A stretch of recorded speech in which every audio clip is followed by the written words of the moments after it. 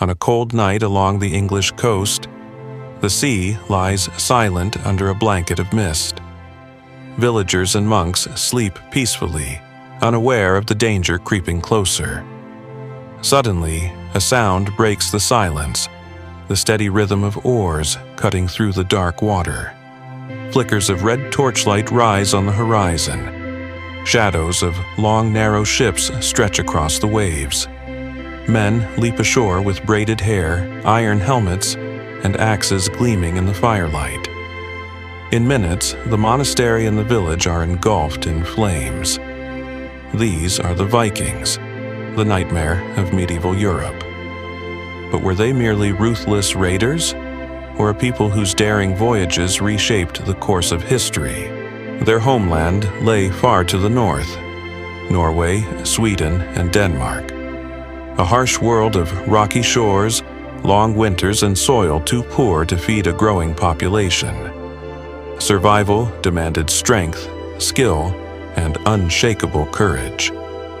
They lived in wooden houses with thatched roofs, raised cattle and sheep, and farmed small plots of land. Yet, as families grew, the land could no longer sustain them. Hunger and scarcity pushed men to the sea. And there, their greatest secret was born: the longship. Sleek, light, and astonishingly strong, it could survive the storms of the open ocean yet slip silently into shallow rivers.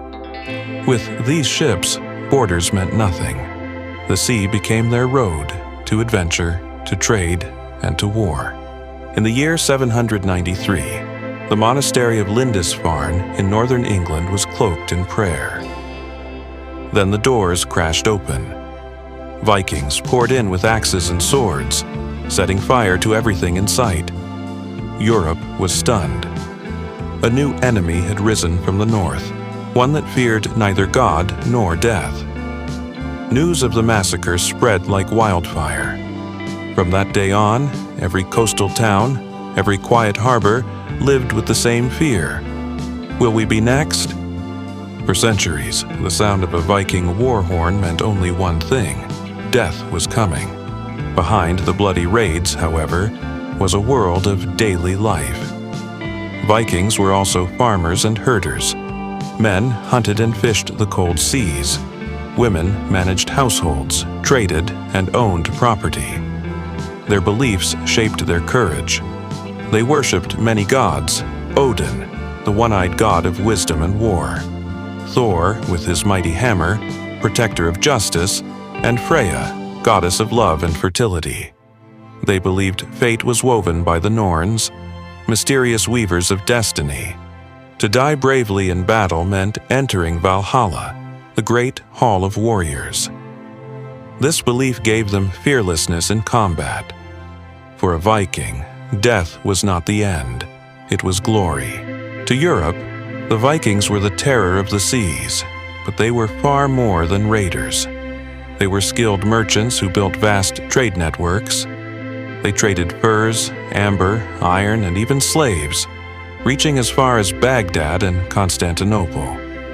In fact, Arab coins have been found in Scandinavian graves, proof that the Viking world was deeply connected with the East. Some of their greatest legacies are the cities they founded: Dublin, York, and others still thriving today. The Vikings were not only destroyers, they were builders and bridges between worlds. In a time when women were often silenced, Viking women held unusual power. They could own land, inherit wealth, and even demand divorce. In the absence of men, they managed farms and trade. But perhaps the most captivating tales are of the shieldmaidens, women who donned armor and fought alongside men. Historians still debate whether they truly existed, yet archaeological evidence suggests some women were indeed buried as warriors. Whether legend or reality, the image of Viking women with shields and swords remains powerful, an enduring symbol that inspires stories even today. The Vikings were not always content with raids. Sometimes they conquered and ruled. In England, they seized vast lands, creating what became known as the Danelaw. At times, Viking kings themselves ruled parts of England. In France, a group of Vikings carved out Normandy, the land of the Northmen. Generations later, their descendants, the Normans, under William the Conqueror, would invade and rule England. Thus, Viking influence was not only in fire and plunder, but in crowns and thrones, shaping the very destiny of Europe. But no power lasts forever. As Christianity spread across Scandinavia, the old gods faded. The ferocity of Viking belief weakened. Meanwhile, Europe had learned to resist. Stone fortresses rose, armies grew disciplined, and fleets became stronger. The surprise advantage of the longship could no longer break through.